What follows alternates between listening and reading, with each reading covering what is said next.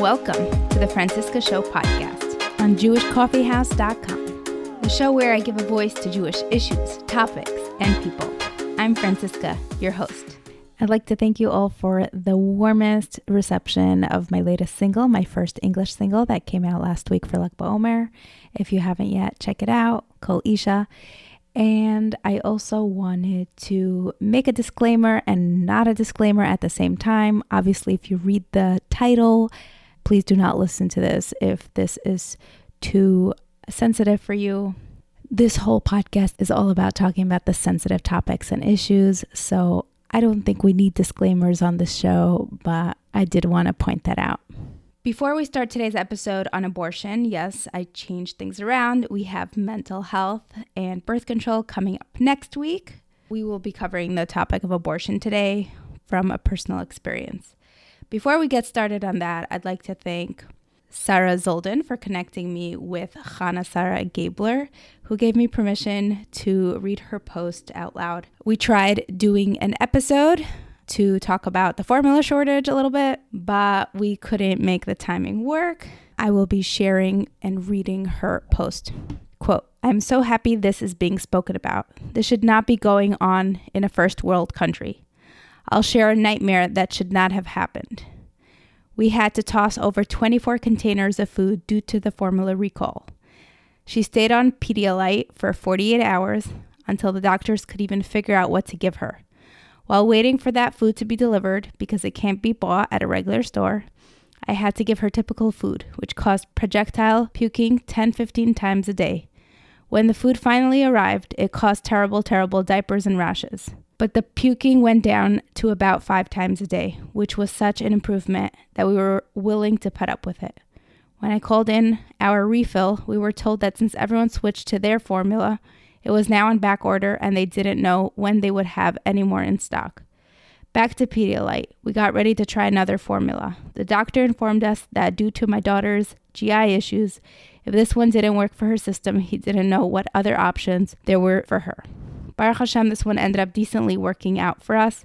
From speaking to other parents who have been dealing with this as well, it could have been much, much worse. There's no reason that our children who are medically dependent on specialty formula should be potentially left without any means to get food." End quote. I thought this was an important topic to bring up, even if we're not dedicating an entire episode to it. I do want to recognize all the incredible organizations and communal support that stepped up and provided families and mothers with formula during this time. And hopefully this is a short-term problem that will be resolved soon. But it is definitely shocking that this is happening.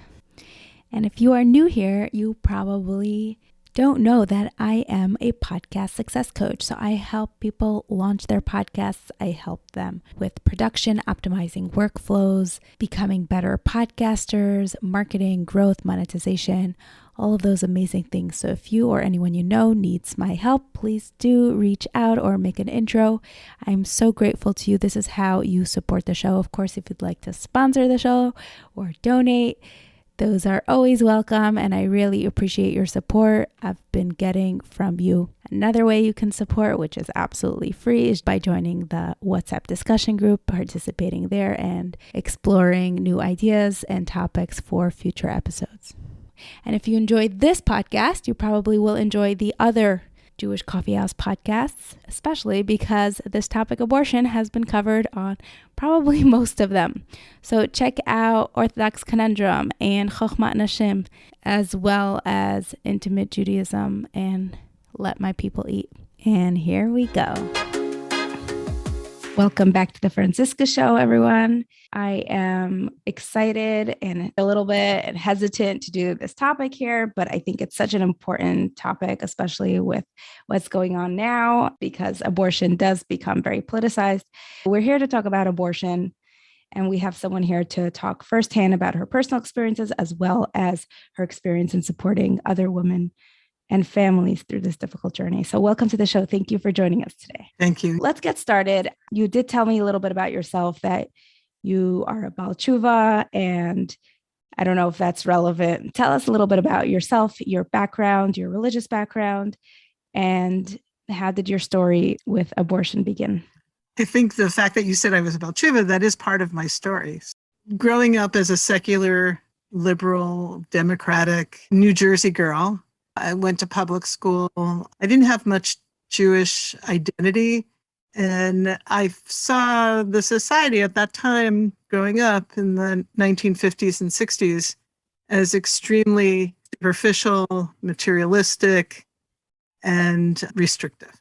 Okay. The hippie era definitely colored my view of the world and the Vietnam War. I was definitely anti-war. And I grew up, my parents were Democrats, and they were very much into civil rights and freedom and civil liberties. But they were very strictly, they had a moral framework that was definitely not pro-abortion or anything goes, free love. So I rebelled in high school, and I had relations, out of like sexual relations with, I wasn't so promiscuous, but I had a long-term boyfriend. And I also had a relationship with somebody who was older than me. And I guess I didn't take as good precautions as I had done previously. And I became pregnant at 18 years old, and I was devastated because my whole life would have been completely altered. And I don't know if I would be the type of person that would actually give up a child for adoption. So I chose an early abortion. The only place that you could get a legal abortion was New York City at the time. So my friends drove me in, and it was very quick, and it was an early stage. It was like, How early? It was probably like 8 weeks, and we went and partied. I was so happy to get rid of the burden, and I didn't tell my parents, I didn't tell anybody except my friends. The friends who took me knew. And even the donor father, I didn't tell him either because I didn't want to be pressured because he was older and he probably would have married me. But I wasn't ready at 18 to get married. I was not even graduated from high school. It was just a couple months away. So that kind of colored my view of the issue. Later on, Roe versus Wade. And I was very militantly supportive of abortion and women's rights and the women's rights to choose how we want to live. And I didn't really respect the religious opinion that from the moment of conception, all life is sacred. I have a different view now. I still believe in women choosing, but I think it's a big responsibility. It's not an easy decision. And it's one that I made and I suffered from. It wasn't, I partied the next day, but for the next X amount of years, I definitely see that part of my life and the pain of my life may have been as a result of denying that this was something important and something spiritually, a responsibility that was a big responsibility and that I didn't take responsibility for. I was happy to get rid of. So fast forward at 25 years old, I was already living my life. I traveled all over the world. I was a very independent person, went to a few colleges, had almost a bachelor's degree, but I decided to quit, lived on communes, hitchhiked around the country, through Europe. So I had a, very exciting life, but I was still searching for something. And I looked in different religions. And at 25, I actually became pregnant again. And I made it, of course, I said, of course, I'm going to get an abortion. And the people I was living with were like, you can't have a baby, like you have to have an abortion. Nobody supported a child, and especially a child with a single parent. And I was living as a potter. I basically had enough money to either pay for my studio or pay for an apartment. So I chose the studio, and I lived in my van in the parking lot of my studio. I really didn't have any money to really support a child as well. The father of the child came to be with me. We weren't going to be together. We made that decision, but came with me to take me to the abortion. And at the last minute, I said no. And I decided not to have the abortion. And I was living at the time with a woman who was a single mother with 2 kids, and I was taking care of her kids in exchange for living in her house. And she said, I'll take care of you. Like, You just stay here and have this baby and we'll raise this baby together.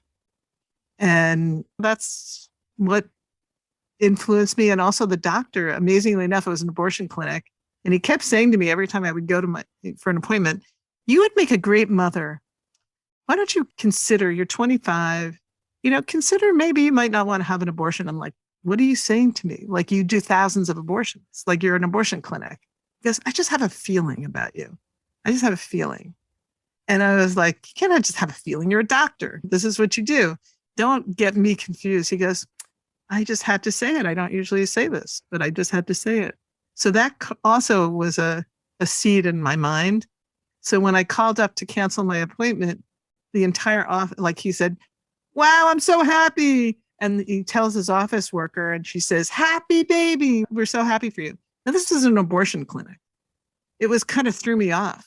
Like, wait a minute, that's not supposed to be happening. And the father, the donor actually left. And that was the last time we saw each other. So I decided that I would have this child, and I didn't know how I was going to raise the child. And I wasn't into Jewish way of life at that point.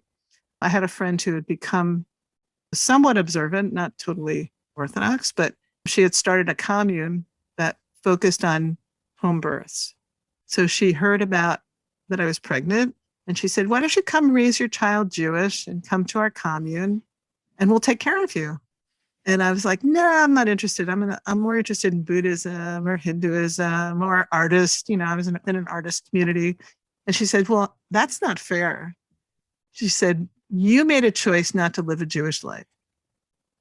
Coming from parents who were very Jewish, but not observant, but you made a choice to give it all up.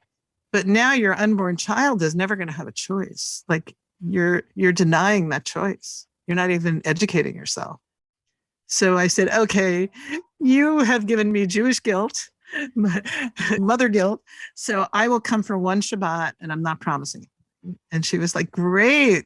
We'll figure out which Shabbat. So I went to this commune and I was probably about 6 months pregnant and they were wonderful. And it was such a beautiful Shabbat with meaning. And it was a lot of, little kids and parents taking care of their kids and single people. And people really trying to make a better world from a Jewish perspective. And I started thinking like, wow, Judaism could be spiritual. And maybe I need to look into this for my unborn child. They said, you can move in tomorrow. You choose when you want to move in and we'll do a home birth here. So I was like, okay, I don't really want to go to a hospital. I would love to have a home birth. And one of the women was studying to be a midwife. And she had a backup doctor and it felt very safe. So I moved in, I gave up my studio. I came with my dog and moved in New York. It was upstate New York. And it turned out that the doctor that was our backup said, you can't do a home birth. And I'm like, what do you mean? He said, your baby's breech. So there's nowhere in the state of New York that you can, if there's any complications, I can't be involved in this. And it's a high risk. So we had a relationship with the farm in Tennessee, which is Gaskin's farm, which had Ina May Gaskin is the most famous lay midwife in the world. And she developed a whole lay midwife program. And she just told the midwife that was on my commune, the Jewish commune in upstate New York, she said, send our sister down, we'll take care of her. We do breeches all the time, home birth. 2 guys in another commune who were Jewish, I guess, because they had come for Shabbat, they said, we've always wanted to visit the farm, we'll take you. So alone, I went down to this commune in Summertown, Tennessee, in the middle of nowhere. They took me in and made me family. And the birth was beautiful in the middle of the woods, but they also gave me the option. So they said, either we're not supportive of abortion because we have options for women who want to be here. So one of them was have your baby and we'll help you put it up for adoption and find a really loving, beautiful family that you approve of. And we could help you do that. Or you could just give up the baby and you don't have to deal with the pain of the continued relationship, and we'll find adoptive parents. Or you could have foster parents and then come back for the baby. Or you can stay here indefinitely with your baby. So I was like, okay, well, I guess I'm going to stay. So I stayed for 2 months, and it was really a very special experience seeing women, single mothers and married women, raising beautiful children in a loving atmosphere. And I knew that I had already been planted the seed of Judaism, so I wanted to go back to the Jewish commune. Someone else took me back, and I wound up staying there for like 7 months. And then I started thinking there's more to Judaism than this beautiful spiritual experience I'm having. Plus, I'm a single mother, and all these people, for the most part, it was either single people or married families. And I was somewhere in the middle because I wasn't single and I wasn't married. So it was very isolating, and kind of, I needed to be in a community. So I left and did a little bit of exploration, and eventually found an Orthodox community. My daughter was about 2 and became Orthodox within 2 weeks of 2 years of exploring Judaism. So 2 weeks of being in a frum community, and was accepted. The problem was there weren't that many single parents, especially women who were not divorced, in a frum community at that time. But because of my personality, and it was a small community, and it was not a very Haredi community, there was a lot more acceptance and ease and easing into a lifestyle. And also I eventually got married. So a year later, after I became observant, and then had 5 more children, still married 40 years later. And my husband adopted my oldest daughter. So that's my story. I made a choice. I took responsibility. I made another choice. I took responsibility. I made sure I didn't have more than 1 kid out of wedlock. Like doing it once. When I hear of women having multiple children and no man connected to them, that kind of bothers me in terms of education and responsibility. I said, you can have 1 strike, maybe 2 strikes, but 3 strikes, like that's a difficult one. So I'm definitely supportive of educating women in terms of options. And I feel that a lot of the anti-abortion movement, they don't provide any options. Like the farm provided me options, and also didn't make me feel guilty about those options if I chose life. But I feel like in society, there's a lot of stigma, and there's not a lot of resources, and women can feel they're not taking responsibility because an outside system is making that responsibility for them. And it's really, the issue is between a woman and God. It's not an easy decision as an adult with consciousness to choose abortion. And it could be a very painful one, but it's a choice. And I feel that legislating this religious view on all women in a country where we had the rights of choice, the right to choose, it's not taking us forward.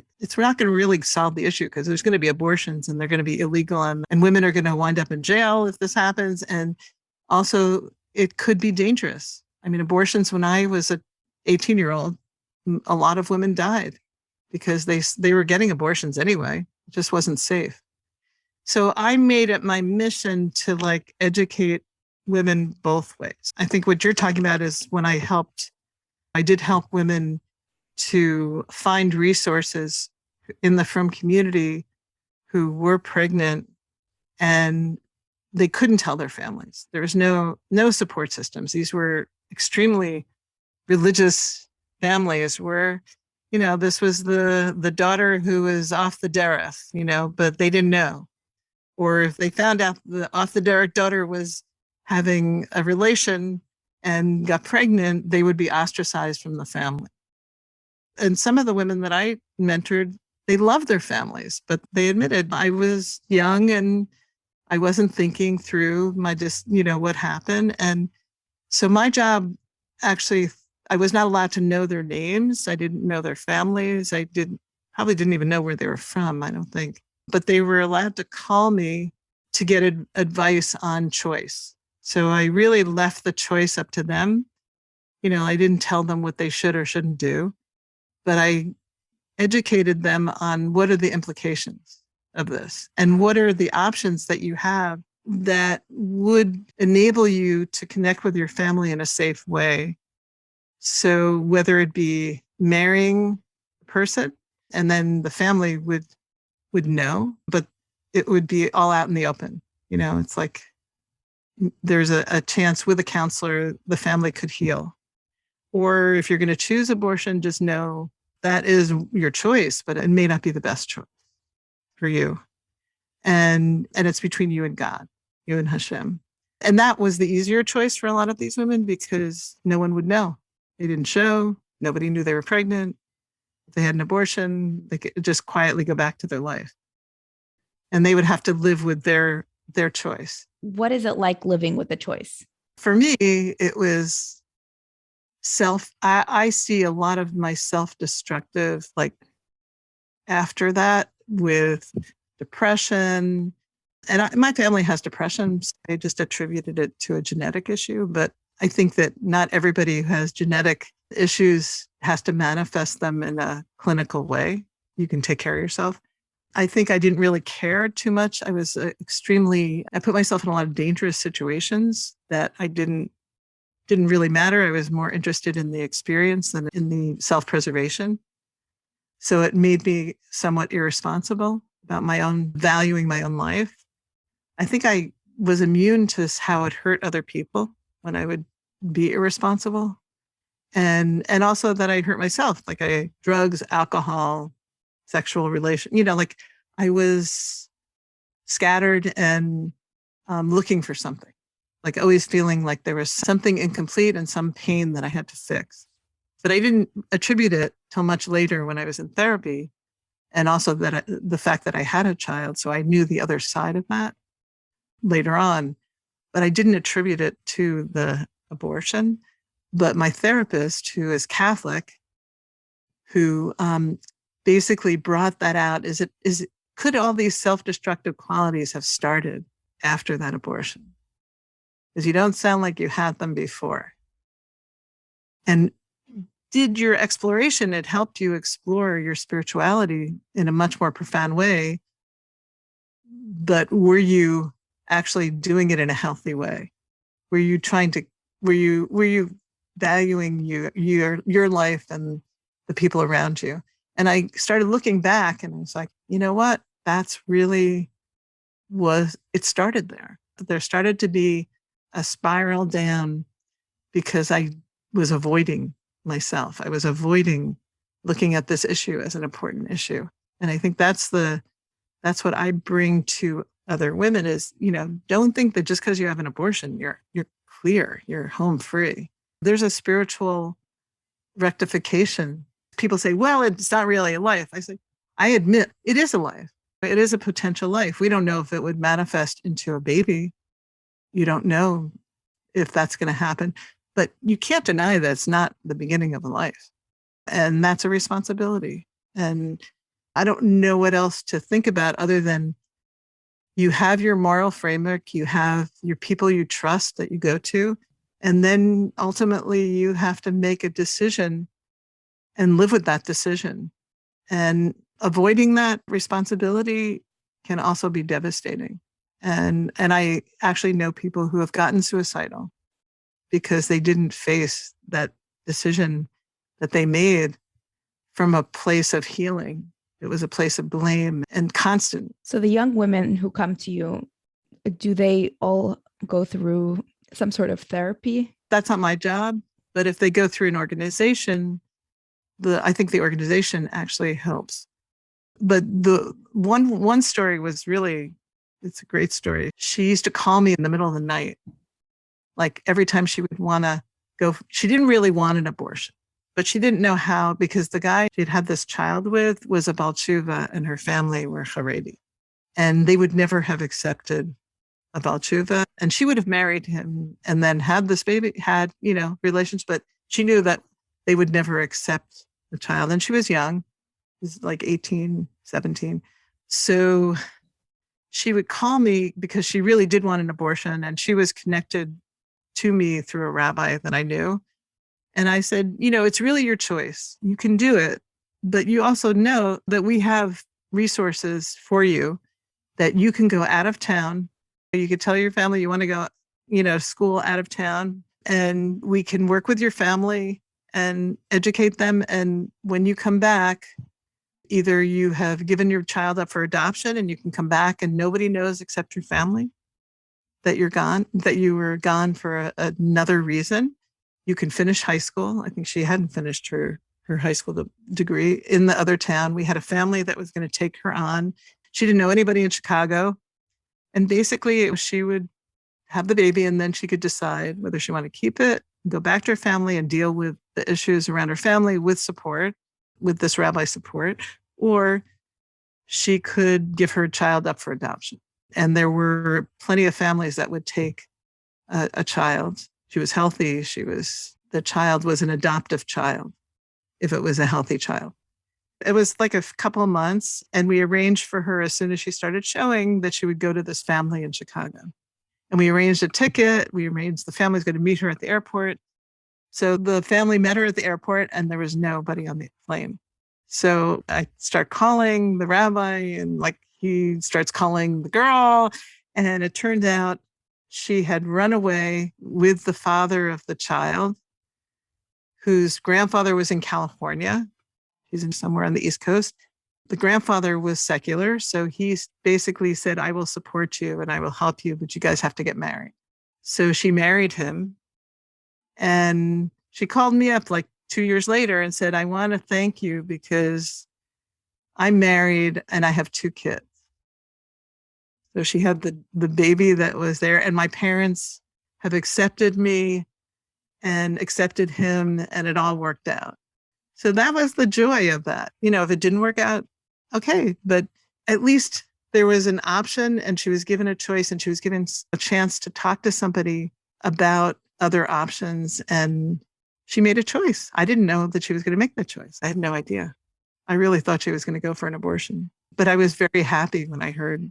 And I think years later, she called me again when she had 4 kids. Same guy, she was married, and the family was really accepting and happy that she was back in the family. Are there any examples of women you spoke with who need abortions for other reasons than young love? I didn't think of this. This is not the right time. I'm not married. I mean, I know older women who couldn't deal with having another child after they had so many children. Most of the women that were in that position either gave their child up for adoption or kept the child, and just got over the fears, went into therapy and got support and community support. That was really important for some of these women. They're so stressed out. And I think one of the issues when I became an early Baal Tshuva was birth control was almost unheard of. And I remember going to a lecture by a rabbi in town here on birth control. And there were Beis Yaakov girls in the post-Beis Yaakov girls in the class. And he was talking about that there are reasons in Torah Judaism that you can use birth control. And I heard one woman in the back going, what are you talking about? We went through Beis Yaakov and they told us birth control is never acceptable. And he's a big Rav. And he said, well, it's not really the problem with you. It's the problem with your educational system, because you're not being educated as to what are the issues. It's not a blanket check that you can have birth control whenever you want. There are rebbeim who you consult with, but it is an option. There are reasons why abortion or birth control could be an accepted option. And they were totally shocked. All these girls were like, we've never heard this. We've never heard this.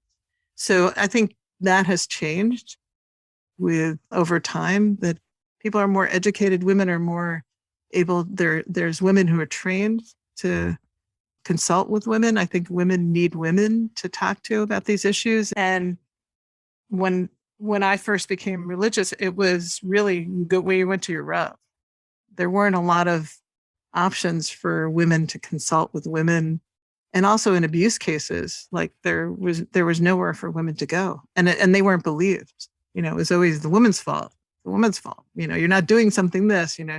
So now we have organizations in the frum community that women can go to and talk to trained professionals and have access and confidentiality. And so there's a lot of options today that can be supporting women to help them. But ultimately, what's going on in America today, I can't take a mainline view of we need to rescind Roe versus Wade. We need to make abortion rights. I mean, some of the inconsistent abortion rights policies that are being put through these states provide a lot of confusion and a lot of it's just taking away a woman's ability to feel safe in their environment and in their life and in their bodies. And also it doesn't give accountability to the man. There's two people. It takes two people to make a baby, and it's all being placed on the woman. We need to separate this idea of church and state. We need to honor this idea of church and state, that really this is a moral decision. Now, I don't have the same view of after 24 weeks, because then you might have a viable fetus. So late-term abortion, I have other feelings about. There's so many different categories for the state of abortion. And that's not for me to poskin for anybody else, but just to know that there are other views, and each state is creating a different view of that. Let's talk about what's it like for someone to carry their baby to term knowing they're going to give it up. Do you have any knowledge of that experience? I do, from two perspectives. One is, if you're talking about the Orthodox community, yeah, it's a very difficult one. And I think that I do know grandparents that have helped raise the children and that they've healed. I know women who have left the frum community because they just knew that they didn't have a place and they raised their child. And I also know women who have given children up for adoption and it's still painful. Like, I know one woman who gave her child up for adoption, and it was a Down syndrome child, and they couldn't find a Jewish family to adopt the child because there were no services at that point that would help with a disabled child in the Orthodox community. Knowing that she had to give her child up and a non-Jewish family would be raising the child was doubly painful for her. And that every year on the child's birthday was the most painful experience, like having a yahrzeit, and always wondering what this child would have been like. Could she have done it? Yeah, it's a decision that we each have to live with, but without a support system and without a compassionate support system, it makes it even more difficult for a woman to make the choice for life. Also to stay in the Orthodox community. Did you ever regret your decision? I didn't regret my decision at 18, but I do accept the fact that it was a painful and spiritually, there's a spiritual wound that had to heal. But I don't regret having done it. I'm happy that I had a child at 25 and I was, half an hour away from an abortion, and I decided not to do it. And I have no idea how that moment happened. Like, it was just 1 minute I was getting in the car to go for an abortion. The next minute I was calling up the doctor and canceling. So it wasn't even a thought process. And I'm glad I did it, because a lot of wonderful, amazing things came out of my life by making that decision for life. I did have a lot of great support system afterward, supporting that decision. If you don't have that, I can't. I mean, I've seen tragedies and I've seen people heal, but it's much more difficult than what I did. Thank you for sharing that. I'm curious about the dynamic between, this is not just a woman's issue, this is the man and the woman. It takes two to create a baby. They're sort of not, it's not their choice. And it makes sense. It's not their body. It's not their choice. But many times they don't even know. I'm talking about accountability, responsibility, and the emotional burden of every aspect of this, whether it's aborting or having the baby or making the decisions or going through the hormones and the entire space. The men are sort of not allowed to have a say unless they're invited. And that's true, that at some level, if you're not married and you're not in a relationship. in terms of the legal aspect of it, in a lot of these laws, women can go to jail just for buying an abortion kit, early abortion kit. And it's found out. Are you talking about Plan B? Oh, I don't even know what they're called because but I hear them being talked about is where you can take a pill and an early abortion. And if you buy them, you can be put it in, and the government finds out in certain states, you can be put in jail. I'm like, what about there's DNA testing for men? Like, make the men accountable. Men can impregnate a lot of women and make a lot of babies. So if there's accountability for men, then maybe you'd have a lot less babies. Women can only have a certain amount of babies they can make. Why is it more acceptable for a man to be promiscuous than a woman, in society or in religious societies? I don't think the way that the law is going is a healthy thing, and it's a good thing for society. But I also hear the stress being placed on women when men were responsible. And is there some accountability? If you're creating accountability for women, why not include some sort of accountability for men? And what that is, I don't know.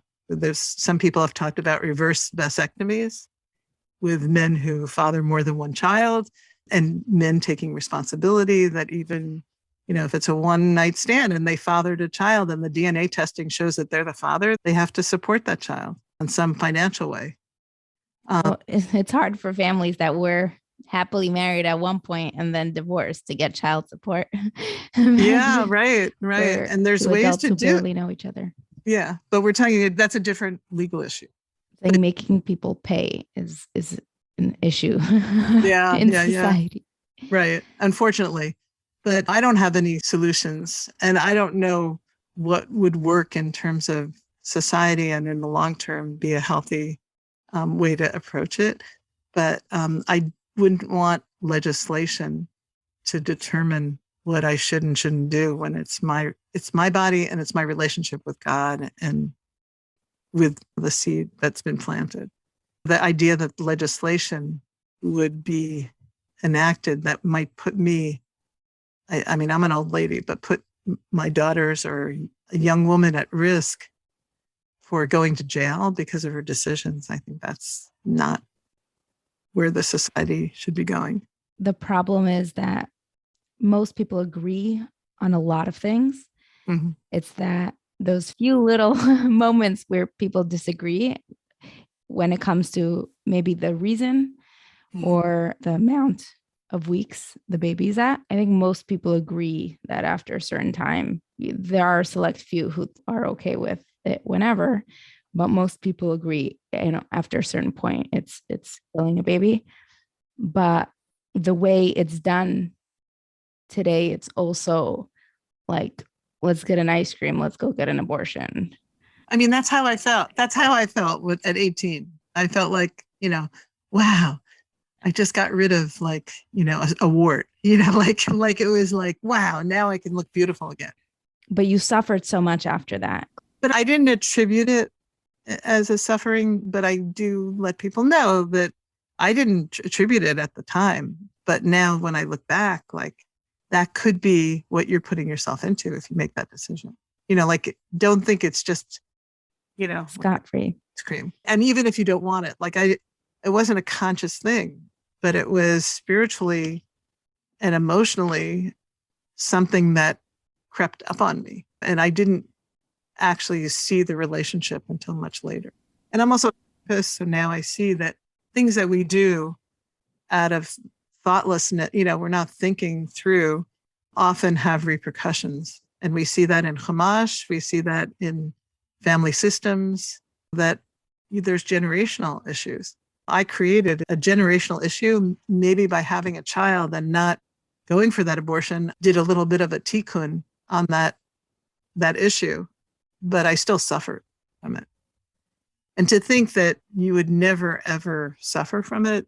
I mean, a lot of women think that they won't. And then they find out, like me, that really there was a certain accountability that we had to face and that we can't deny it.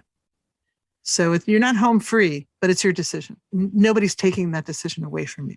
This has been a very enlightening conversation. I think there's so much more to this topic. For example, how do we provide more supportive environments Yeah, for that's crucial. adolescents and young adults who are potentially being irresponsible when it comes to, and I know there are accidents. And also, like, it's not taught from community, like birth control before you're married is not really talked about. I mean, maybe in a modern Orthodox world, but in the yeshivish and world, I'm sure it's not.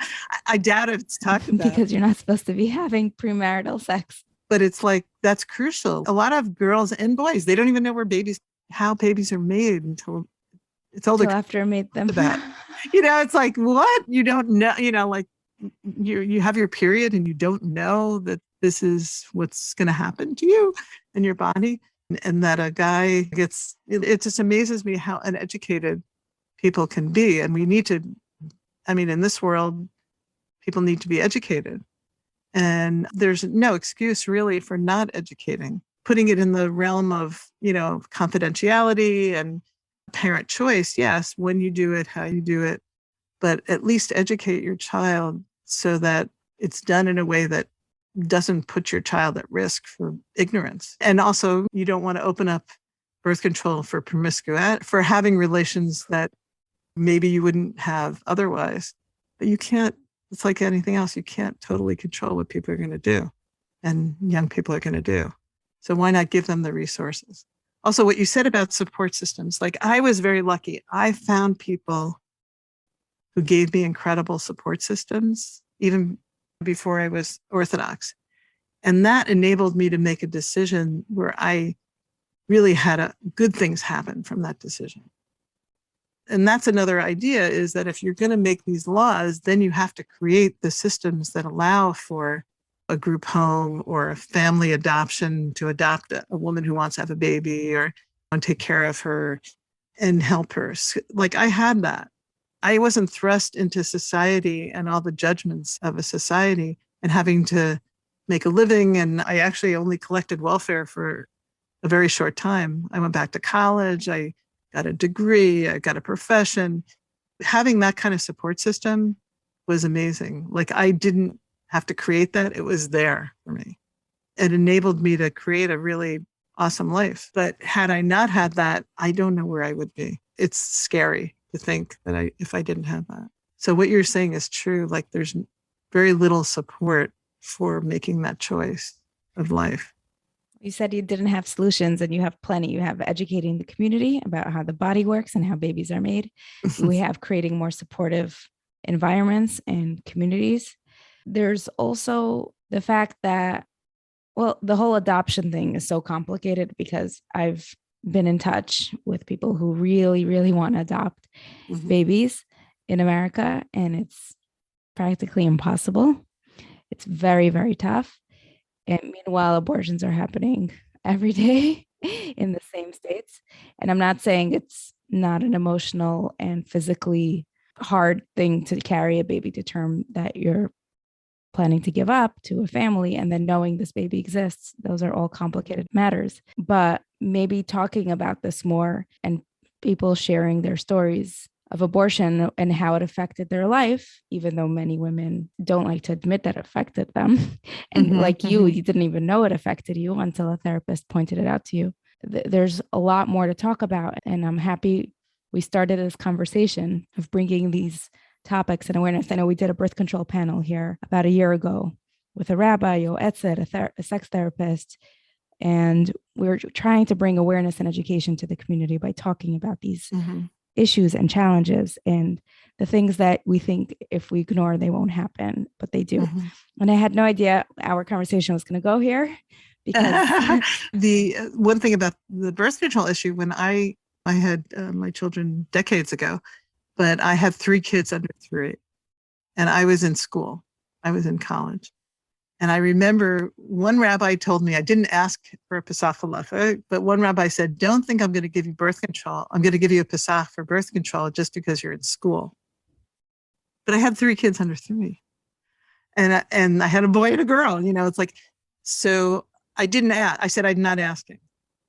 That's what I said to him. I said, I'm not. You could have said, Yeah. I'm asking for a heter not because I'm in school, but because I have 3 kids under 3. Yeah. But I said, I'm not asking because I didn't know where he was going to be. And I knew if I asked, then I would have to listen to the Pesach Halacha. So I went to another rabbi who was close to, and I said, in this situation, blah, blah, blah. I'm not asking for myself, but in the hypothetical, because there's nothing written about it. There was no internet. I couldn't look up different opinions. And I didn't know, how was I going to survive this? Because my body was a mess. And I did want to finish my education. So one rabbi said to me, well, this is this is not an unusual Pesach Halacha, but a lot of rabbis don't use it. In the Gemara, it says that women nursed till they were 3 years old.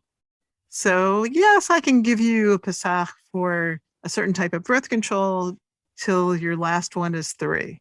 Then it would be almost 4 years apart. Because if that's acceptable, then, we'll work together on what type of birth control would work for you. And I was like, wow, that is really refreshing.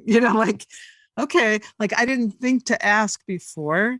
And I'm kind of glad that I didn't, because it's all hashkacha. I have these 3 great kids that had I asked earlier, maybe I wouldn't have had some of those kids, because it's a moment.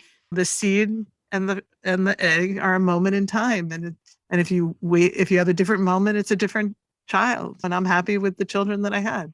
But it's there was not a lot of education as to is that acceptable?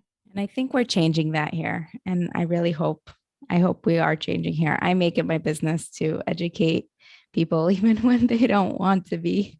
And you had the panel discussion, because yes. To have that open discussion within the Orthodox world is unusual. That rabbi people were shocked, and they couldn't dispute him because he was a big Rav here. The main thing I would say, it's not an easy decision either way. And you really have to have people to support you to think through these decisions and know that there are repercussions, and there's also good things that can happen. So, and you don't know, you have to really know yourself and educate yourself. Yeah. Thank you so much for coming. Oh, thank you. Thank you. You're wonderful. It's so glad that you're opening up these discussions. Thank you so much for sticking around until the end. If you enjoyed this episode, please subscribe to the show on whatever podcast listening app you listen to. If you want to go a step further, please tell a friend or a family member about the show so we can continue to grow. And of course, if you'd like the show, you might like other podcasts on jewishcoffeehouse.com, such as Orthodox Conundrum, Intimate Judaism, Chochmat Nashim, and Let My People Eat. If you need help with your podcasts or your brands, please do reach out. Let me help you grow, monetize, launch your shows, continue building the movements that podcasting allows us to create. Please join the discussion group on WhatsApp. The link is in the show notes, as well as tune in next week for our mental health and birth control episode. And of course, my Shidduch initiative. If you are looking for a soulmate to marry, please do reach out. I am still working on this initiative and trying to do my part in helping set young adults and older adults up and find their basher. See you next time.